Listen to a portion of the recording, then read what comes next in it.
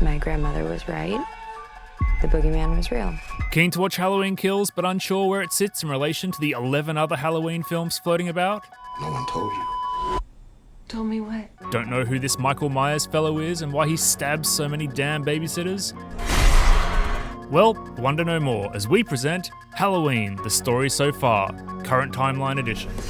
Evil dies tonight. Our story begins on Halloween night 1963 in the small town of Haddonfield, Illinois. Local resident and horny teenager Judith Myers is hooking up with her boyfriend, blissfully unaware she's being watched by a dangerous pervert. And director John Carpenter with a Steadicam. The boyfriend leaves and the pervert strikes, slashing poor Judith to ribbons. However, the big twist comes when it's revealed the killer is none other than Judith's 6-year-old brother, Michael. Man, that kid sucks. Cut to 15 years later, and Michael's psychiatrist, Dr. Samuel Loomis, played by the late great Donald Pleasance, he hasn't spoken a word in 15 years. Arrives at the Smiths Grove Sanitarium just in time to have an adult Michael mount a daring escape and flog his car. Loomis does not take this well. The evil is gone. Back in his hometown, sporting a bold new look, Michael sees high school student Laurie Strode, Jamie Lee Curtis, and Tommy Doyle at his long-abandoned house. Mikey begins to stalk Laurie, following her and her besties Annie and Linda. I think he's cute. Laurie raises her concerns, but no one takes her seriously because it's 1978 and they haven't watched slasher movies yet. He wants to take you out tonight. The whole sorry situation comes to a head on Halloween night. Michael starts picking off the Babysitters Club one by one, first sorting out Annie, then turning Linda's boyfriend Bob into a wall hanging, and finally totally taking care of Linda. Laurie goes to investigate the dropped call and Michael pounces, leading to one of cinema's first baddie versus final girl showdowns. The fight gets nasty, and Michael looks like he's about to finish the job when Loomis shows up and empties his clip into the dodgy freak.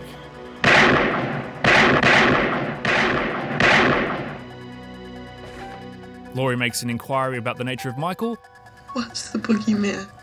And then Loomis goes to check out the corpse, only to realise he's ghosted. Now, in the old timeline, Halloween 1978 was followed by Halloween 2, Halloween 3, Season of the Witch, Halloween 4, The Return of Michael Myers, Halloween 5, The Revenge of Michael Myers, Halloween 6, The Curse of Michael Myers, Halloween H2O 20 years later,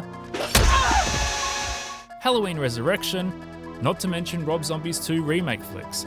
However, forget all that, because director David Gordon Green is ignoring the mountains of existing lore for Halloween Kills and is jumping directly from the original to Halloween 2018, which incidentally he also directed.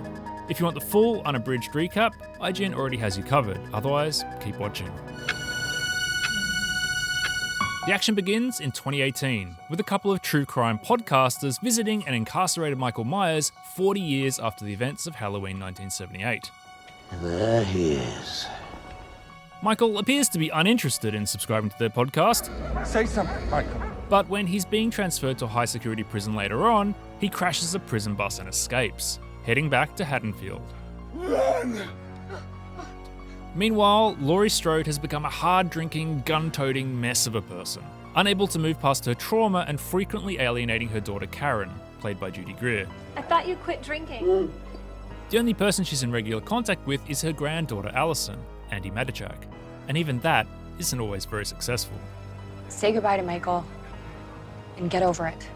Elsewhere, Michael watches the podcasting pair visiting his sister's grave and then gives them both a brutal 1-star review. He also kills another mechanic for his togs and manages to grab his old mask. You love to see it. You're the only one and we're feeling alive again. Laurie learns of Michael's escape and tries to warn her daughter, who takes the news like a real Karen. Get out!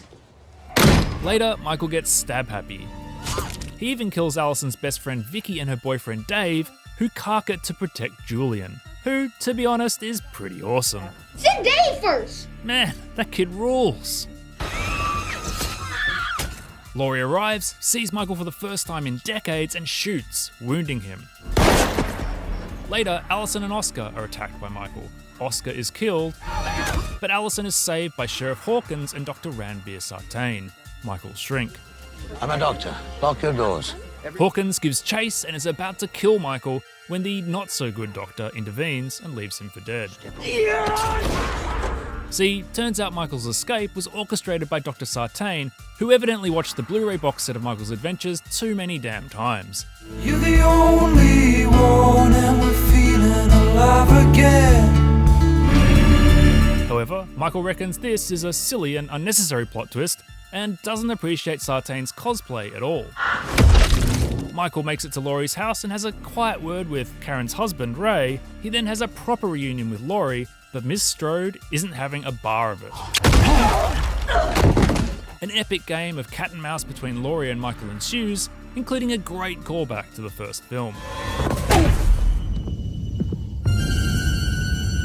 Ultimately though, 3 generations of Strode women are too much for Mikey to take. Gotcha. And despite being seriously wounded, Laurie gives the horror icon a critical panning, and then burns down the whole damn house with Michael Myers trapped inside.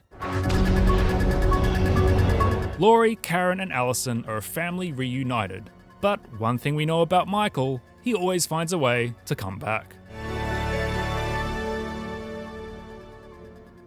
To find out what happens next in the Halloween saga, be sure to check out Halloween Kills. The film is already out in many parts of the world and is hitting Australian cinemas on October 28th. For more Halloween, check out our story so far covering all of the films up to Halloween 2018, and for everything else, stick with IGN.